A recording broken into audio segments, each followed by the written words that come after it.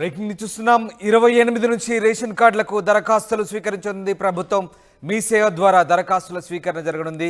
28వ తేదీ నుంచే రేషన్ కార్డుల్లో మార్పులు చేసుకునే అవకాశం కూడా కల్పించబోతున్నారు. ఆన్లైన్లో దరఖాస్తు చేసుకున్నాక పరిశీలన ఉండబోతుంది. జనాల దగ్గరికి వచ్చి అర్హుల ఎంపిక చేయబోతున్నారు. గ్రామ బస్తీ సభల ద్వారా దరఖాస్తుదారుల ఎంపిక జరగబోతుంది.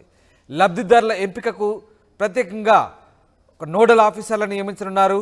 కొత్త రేషన్ కార్డుల కోసం దాదాపు లక్షల కుటుంబాలు ఎదురుచూస్తున్నాయి. రాష్ట్ర వ్యాప్తంగా ప్రస్తుతం 89.98 లక్షల రేషన్ కార్డులున్నాయి.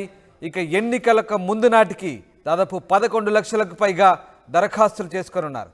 దీంతో కత్తి మీద సాములా తయారైంది ప్రస్తుతానికి లబ్ధిదారుల ఎంపిక. మొత్తం మీద 28వ తేదీ నుంచి కొత్త రేషన్ కార్డులకు సంబంధించినటువంటి దరఖాస్తులు స్వీకరించనున్నారు. ఇక ఆ రోజు నుంచే రేషన్ కార్డులో మార్పులకు సంబంధించి కూడా ఆన్లైన్లో మార్పులు చేసుకునే అవకాశం కూడా కల్పిస్తున్నారు. ఇక దరఖాస్తులు చేసుకున్నాక పరిశీలన ఉండబోతుంది. గ్రామ సభల ద్వారా బస్తీ సభల ద్వారా జనాల దగ్గరికి వచ్చి అర్హుల ఎంపిక చేయబోతున్నట్టుగా తెలుస్తోంది. మొత్తం మీద లబ్ధిదారుల ఎంపికకు స్పెషల్ నోడల్ ఆఫీసర్లను కూడా ప్రభుత్వం నియమించబోతుంది. దాదాపు లక్షల కుటుంబాలు ఎదురు చూస్తున్నాయి. వాళ్ళందరికీ కూడా 28వ తారీఖు నుంచి అవకాశం లభించబోతుంది కొత్త దరఖాస్తులు పెట్టుకోవడానికి రేషన్ కార్డులకు సంబంధించి. ఎస్, మా ప్రతినిధి మధు లైవ్లో జాయిన్ అవుతున్నారు. మధు, 28వ తేదీ నుంచి ఎప్పటి నుంచో జనాలు ఎదురు చూస్తున్నటువంటి సామాన్య మధ్యతరగతి ప్రజలు ఎదురు చూస్తున్నటువంటి రేషన్ కార్డులకు సంబంధించి 28వ తేదీన దరఖాస్తుల స్వీకరణ ఉండబోతుంది. అలాగే ఎంపిక దరఖాస్తులు ఎప్పటి వరకు స్వీకరించబోతున్నారు? వాళ్ళ ఎంపిక ఏ రకంగా ఎప్పట్లోగా సాగే అవకాశం ఉంది?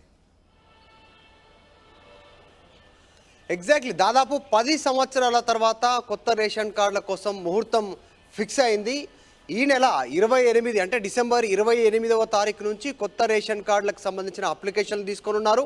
ఈ అప్లికేషన్ల ప్రక్రియకు సంబంధించి చాలా వేగంగా ముందుకు వెళ్ళడానికి అధికారులకు సమాచారం ఇచ్చారు. అయితే ముఖ్యంగా కొత్త రేషన్ కార్డులకు సంబంధించినటువంటి ఇప్పుడు లక్షల మంది ఆశావాహులు ఉన్నారు. అనేక మంది ఇప్పటికీ కొత్త రేషన్ కార్డులకి అప్లై చేసుకొని ఉన్నారు. గత ప్రభుత్వంలో 2014 నుంచి 2023 వరకు దాదాపు 9.5 సంవత్సరాలు లక్షల అప్లికేషన్లు ప్రజల నుంచి వచ్చాయి, స్వీకరించారు. ఎన్నికలు వచ్చిన ప్రతిసారి హామీ ఇస్తున్నారు. గత ప్రభుత్వం కొత్త రేషన్ కార్డులు ఇస్తాము, అర్హులను గుర్తిస్తాము, కొత్త వారికి రేషన్ కార్డు ఇవ్వడానికి ప్రక్రియ ప్రారంభం కాబోతోంది, అప్లికేషన్లు తీసుకుంటున్నాము, పరిశీలిస్తామనేటువంటి ప్రకటనలు వచ్చాయి. కానీ ఎక్కడ కూడా కొత్త రేషన్ కార్డులకు సంబంధించినటువంటి అడుగు ముందుకు పడలేదు. సో చాలామంది ఆశావాహులు ఎదురు చూస్తూ ఉన్నారు. కొద్దిమంది ఏమో రేషన్ కార్డు కట్ అయినటువంటి వాళ్ళు ఉన్నారు, వివిధ కారణాలు ఉన్నాయి వారికి సంబంధించిన రేషన్ కార్డు సంబంధించి కట్ కావడానికి. సో వారంతా ఎదురు చూస్తున్నారు. ఎట్టకేలకు ముహూర్తం ఫిక్స్ అయింది. కొత్త ప్రభుత్వం ఏర్పడిన తర్వాత డిసెంబర్ 28 కొత్త సంవత్సరం ప్రారంభానికి 3 రోజుల ముందే ఈ అప్లికేషన్ల ప్రక్రియ ప్రారంభం కానుంది. దాదాపు నెల నుంచి 2 నెలల వ్యవధి వరకు సమయం కేటాయించే అవకాశం ఉంది కొత్త రేషన్ కార్డు అప్లికేషన్ తీసుకోవడానికి. మీ సేవ ద్వారా అప్లికేషన్ స్వీకరిస్తారు. గ్రామ సభల ద్వారా అర్హులను గుర్తిస్తారు. అక్కడ నిజంగానే వారు రేషన్ కార్డుకి వైట్ రేషన్ కార్డుకి అర్హుదారులు అయితే వారికి రేషన్ కార్డు ఇచ్చేటువంటి విధంగా దీనికి ఏర్పాట్లు చేశారు.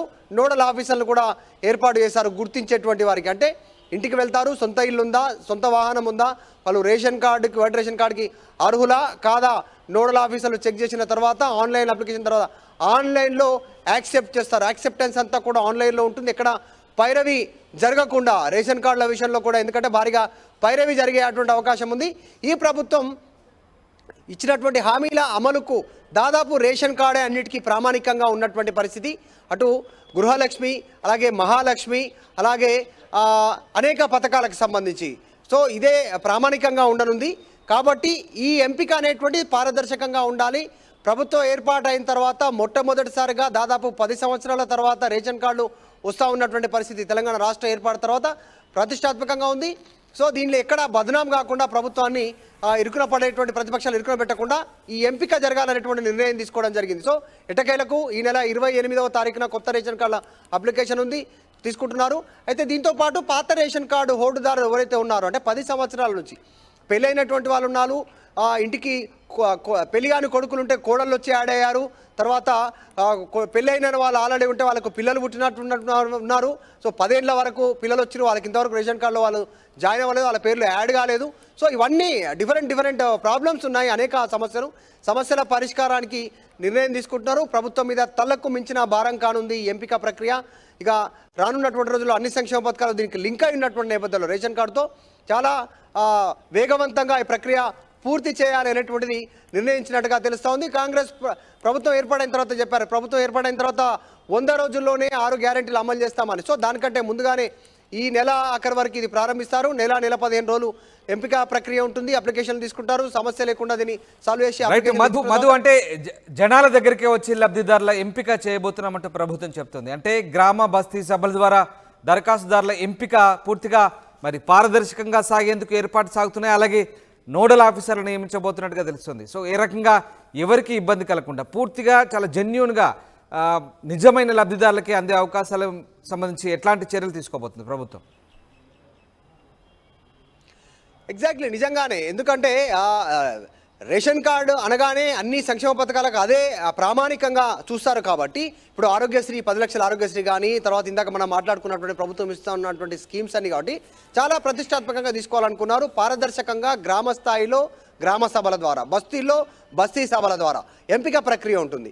దీనికి సంబంధించి నోడల్ ఆఫీసర్ని ఎంపిక కూడా చేశారు.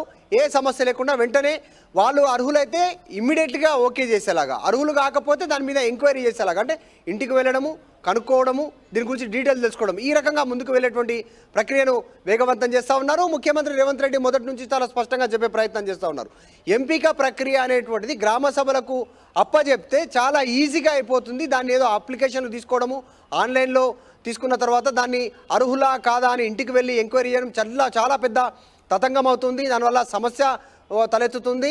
దానివల్ల పైరవికారులు రాజ్యమెలుతారు. ఇదంతా కాకుండా గ్రామ సభలకే ఎంపిక ప్రక్రియ అప్పచెప్తే, బస్తీవాసులకే దీనికి సంబంధించిన ఎంపిక ప్రక్రియ అప్పచెప్తే వాళ్ళు అర్హులా కాదా అనేటువంటిది తేలిపోతుందని ఆయన స్పష్టంగా చెప్పారు. ఇప్పుడు ఇదే విధమైనటువంటి విధానాన్ని ప్రభుత్వం అవలంబించబోతా ఉంది. సో 28 నుంచి అప్లికేషన్ల ప్రక్రియ మీ సేవల ద్వారా తీసుకుంటారు. ఎంపిక ప్రక్రియకు సంబంధించి అర్హులా కాదా నోడల్ ఆఫీసర్లు డిసైడ్ చేస్తారు. గ్రామ సభలు, బస్తీ సభల ద్వారా అర్హుల ఎంపిక జరగనుంది. సో తెలంగాణలో ఎన్నో సంవత్సరాల నుంచి ఎదురు చేస్తున్నటువంటి వైట్ రేషన్ కార్డు హోల్డ్దార్ ఎవరైతే రావాలని ఎదురు చూస్తూ ఉన్నారో అర్హులు, వారందరికీ మార్గమం శుభమయ్యేలా 28 నుంచి అప్లికేషన్ల ప్రక్రియ ప్రారంభించడం. ఇప్పటికే 89 లక్షలు, దాదాపు 90 లక్షల మంది వైట్ రేషన్ కార్డు హోల్డ్దారులు ఉన్నారు. ఇక మరికొంతమంది ఆశావాహులు లక్షల్లో ఉన్నారు. సో ప్రభుత్వం ఎంతమందికి ఆశావాహులకు ఇస్తుంది, ఎంతమంది అర్హులు అనేది గుర్తిస్తుంది. చూడాలి ఏ రకంగా ప్రభుత్వం ముందుకు వెళ్తుందో. Right, thank you very much Madhu, thanks for the update. 28 నుంచి రేషన్ కార్డులకు దరఖాస్తులు అయితే తీసుకోబోతుంది ప్రభుత్వం.